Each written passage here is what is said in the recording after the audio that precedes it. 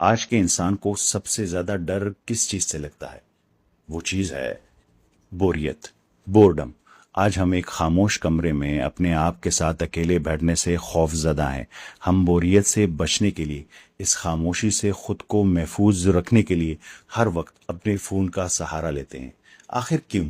ذرا اس لمحے کو یاد کیجئے جب اچانک بجلی یا انٹرنیٹ چلی جائے یا آپ کے وائی فائی کا سگنل غائب ہو جاتا ہے، کیا ہوتا ہے؟ ہم فوراً ایک عجیب سی بے چینی اور اضطراب کا شکار ہو جاتے ہیں۔ ہم گھر کے ہر کونے میں پاگلوں کی طرح سگنلز ڈھونڈتے ہیں، بار بار ڈیٹا آن آف کرتے ہیں، بالکل کسی ایسے نشے کے عادی شخص یعنی ایڈکٹ کی طرح جو اپنی اگلی خوراک یعنی ڈوز کے لیے تڑپ رہا ہو۔ انٹرنیٹ کے بغیر ہم سے 2 منٹ سکون سے نہیں بیٹھا جاتا۔ آخر ہم اتنے بے چین کیوں ہو جاتے ہیں؟ ہم کس چیز سے بھاگ رہے ہیں؟ ہم دراصل اپنے آپ سے بھاگ رہے ہیں، کیونکہ جب سکرین آف ہوتا ہے، جب انٹرنیٹ بند ہوتا ہے، جب کمرے میں خاموشی چھا جاتی ہے، اور اس خاموشی میں جب آپ کا ڈیفالٹ موڈ نیٹ ورک ٹوٹنے لگتا ہے، تو آپ کے اندر کی آواز، آپ کی فطرت آپ کو جگانے کی کوشش کرتی ہے۔ وہ آپ سے چپتے ہوئے سوالات پوچھتی ہے: تم کون ہو؟ تم اس دنیا میں کیا کر رہے ہو؟ تمہاری زندگی کا اصل مقصد کیا ہے؟ آپ اپنے ہی اندر اٹھنے والے ان سوالوں کی گونج سے ڈرتے ہیں۔ آپ کے اندر کچھ ایسا ہے جو آپ کو جھنجھوڑنا چاہتا ہے، لیکن آپ اس بیداری سے بچنے کے لیے ڈر کر بھاگتے ہیں اور فوراً دوبارہ انٹرنیٹ اور اسکرین کی طرف دوڑتے ہیں۔ لیکن یاد رکھیے، بوریت اور یہ خاموشی دراصل وہ واحد دروازہ ہے جو آپ کو غفلت سے نکال کر تفکر کی طرف لے جاتا ہے۔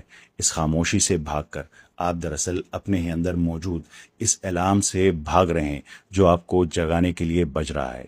لیکن نیورو سائنس بوریت کے بارے میں ایک حیران کن حقیقت بتاتی ہے۔ بوریت کوئی خالی پن نہیں ہے، یہ دماغ کا ایک ٹریگر ہے۔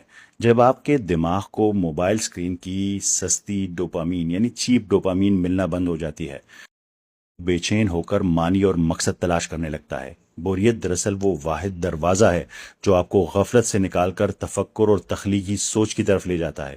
یہی وہ وقت ہوتا ہے جب آپ واقعی بامقصد کام کرنے کے قابل ہوتے ہیں۔ بوریت سے بھاگ کر آپ دراصل اپنے ہی اندر موجود اس الارم سے بھاگ رہے ہیں جو آپ کو جگانے کے لیے بج رہا ہے۔ اور اسی غفلت کا نتیجہ کیا ہوتا ہے؟ قرآن کریم روز قیامت کا ایک منظر بار بار پیش کرتا ہے۔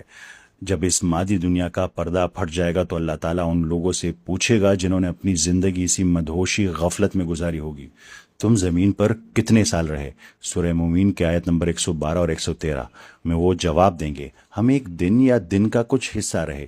گننے والوں سے پوچھ لیجئے۔ اب ذرا اس بات پر انتہائی گہری توجہ دیجئے، جب اصحاب کہف